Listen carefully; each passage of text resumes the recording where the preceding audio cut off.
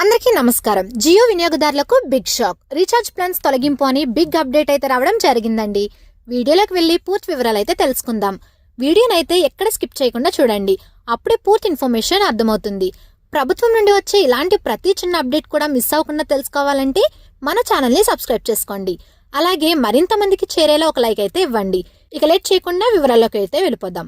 Mobile వినియోగదారులకు భారీ shock. గత ఏడాది జులైలో జియో, ఎయిర్టెల్, విఐ లాంటి ప్రైవేట్ టెలికాం కంపెనీలు తమ రీఛార్జ్ ప్లాన్ల ధరలను పెంచగా ఇప్పుడు మళ్లీ జియో తన ప్లాన్లలో కీలక మార్పులు చేసింది.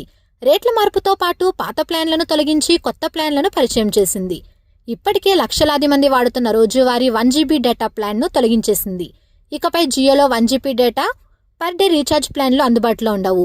గతంలో బాగా పాపులర్ అయిన 209 ఈ ప్లాన్ 28 రోజుల వ్యాలిడిటీతో 1 GB డేటా, అన్లిమిటెడ్ కాలింగ్, రోజుకు 100 SMS లను అందించేది. ఇప్పుడు 22 రోజుల వ్యాలిడిటీ ప్లాన్ 209 రూపాయల నుంచి 239 రూపాయలకు పెరిగింది. ఇది 15% వరకు పెరిగిందని చెప్పొచ్చు.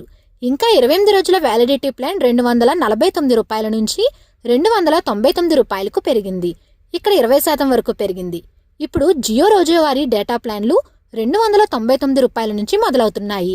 అంటే గతంలో 249 రూపాయల ప్లాన్ను ఉపయోగించిన వాళ్ళు ఇప్పుడు అదనంగా 50 రూపాయలు ఖర్చు చేయాల్సి ఉంటుంది. కనీసం నెలవారీ ప్లాన్ కోసం ఇప్పుడు 299 రూపాయలతో రీఛార్జ్ చేసుకోవాల్సిన పరిస్థితి నెలకొంది. దీనికంటే తక్కువ అంటే 22 రోజుల కోసం 239 రూపాయలు రీఛార్జ్ చేసుకోవాలి. డైలీ 1 GB డేటా రీఛార్జ్ ప్లాన్ను ఎత్తేయడంతో జియోపై విమర్శలొస్తున్నాయి. ఈ నిర్ణయం ఎంతో మందికి అధిక భారం కావచ్చని, ఇష్టానుసారంగా ప్లాన్స్ చేంజ్ చేస్తుంటే ట్రాయ్ నిద్రపోతుందా అని నెటిజన్లు ప్రశ్నిస్తున్నారు. సరసమైన ధరలకే రీఛార్జ్ లభించే ప్రభుత్వ రంగ టెలికాం సంస్థ BSNLలో సిగ్నల్ సమస్య వెంటాడుతుందని చెబుతున్నారు. వీలైనంత త్వరగా 5G తీసుకొచ్చి మంచి సర్వీస్ ఇస్తే బాగుంటుందని సూచిస్తున్నారు. దీనిపై మీ అభిప్రాయం కామెంట్లో చెప్పండి.